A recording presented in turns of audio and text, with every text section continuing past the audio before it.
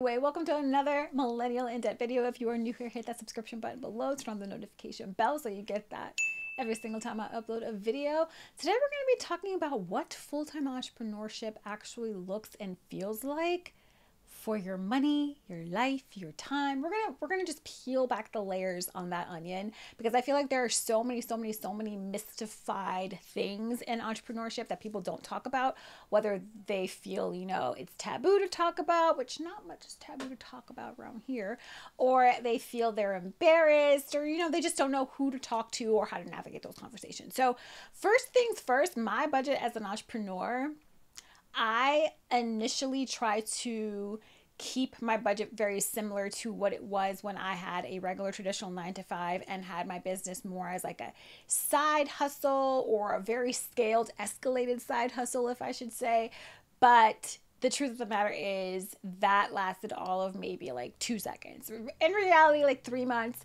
But my budget had to adjust because as an entrepreneur, I am not making a steady amount of money every single month the same way that I was when I had the 9 to 5. So we're going to look at what my budget initially was, right, prior to being a full-time entrepreneur, and what it's transitioned to now, and how we're navigating having a variable income.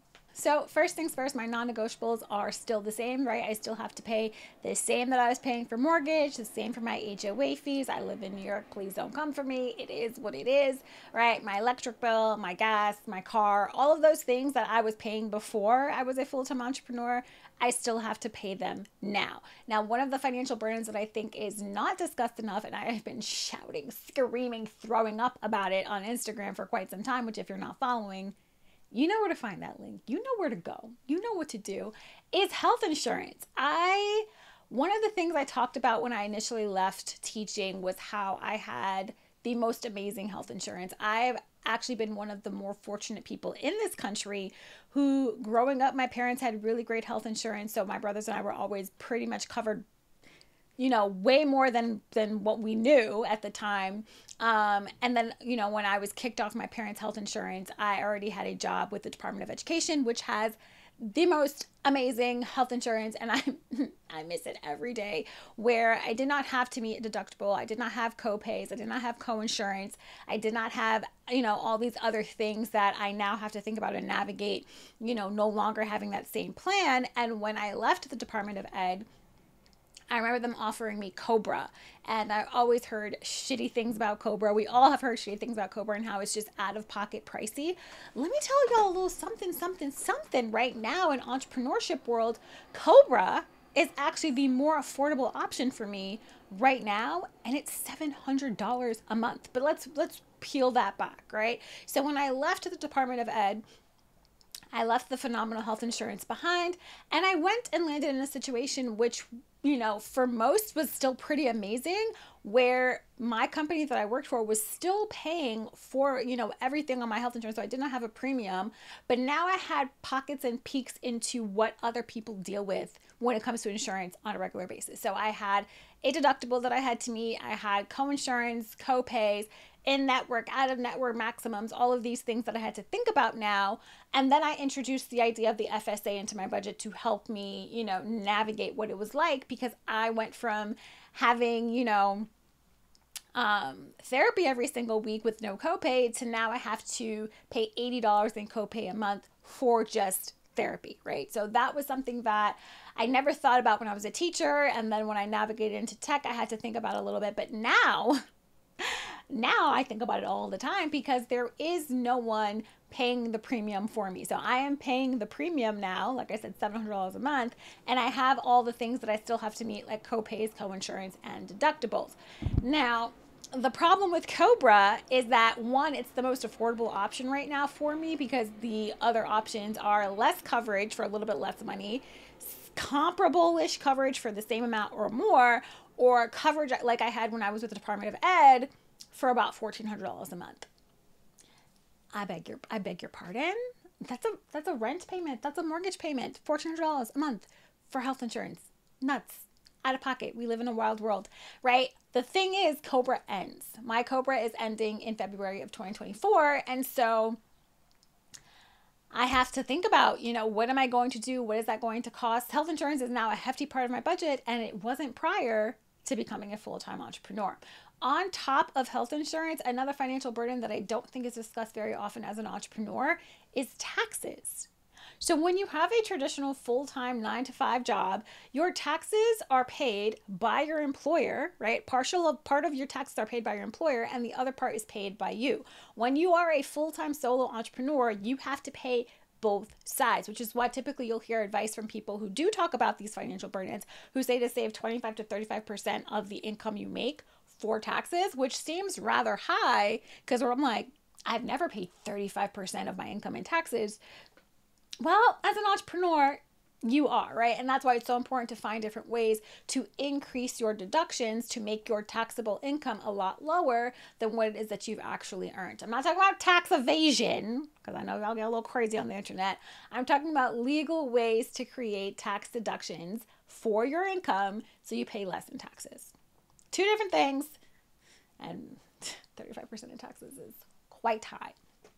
I still feel like billionaires should have a rich person tax to pay, but that's just me. Outside of taxes, of course, we're going to have operational expenses. So on top of my life expenses that I have to pay every single month, you also will have operational expenses, which if your brand is growing or you're scaling, those operational expenses are going to increase. And it's really difficult because I talk a lot about lifestyle creep when you get a higher paying job. Now, I am on pace to out earn my salary from my tech job last year. However, there's a lot of things that come with being an entrepreneur that do not come with having a 9-to-5. Outside of taxes and outside of health insurance, I also have to remember about operational expenses, right? And the same way that I save for myself for emergencies, I also have to save for my business for emergencies, right? You want to have some sort of cash on hand in case something happens where you're going to need to pay immediately. So trying to figure out how I'm going to invest and save for myself, as well as invest and save for my business and cover operational expenses has been quite a doozy on the brain, might I say. And something that I don't think is mentioned often enough, when you grow, your operational expenses grow. When you do things that try to save you on time, that is going to cost money. So a lot of times I'll see people say, well, you need to outsource, you need to do this, you need to do that. Absolutely. I just hired an amazing executive assistant. That costs money, which means that I now am not only paying myself to cover my living expenses, I am paying someone else, and I still have to cover all the operational expenses. And I know this can sound very, woe is me, you're making money, you're a business owner, this is what happens. That is fine. That is fine. I don't need, a tissue or a napkin. What I do want to say is that if you are considering leaving your 9-to-5 or you are considering opening a business and going full time, these are things you're going to want to think about when it comes to your budget. So do I have the same expenses and I've, avoided lifestyle creep for my personal life? Yes, right? I'm not out here buying a brand new car. I'm not out here buying expensive homes I can't afford. I still live a rather frugal, what I consider to be a meek, traditional, normal, regular life.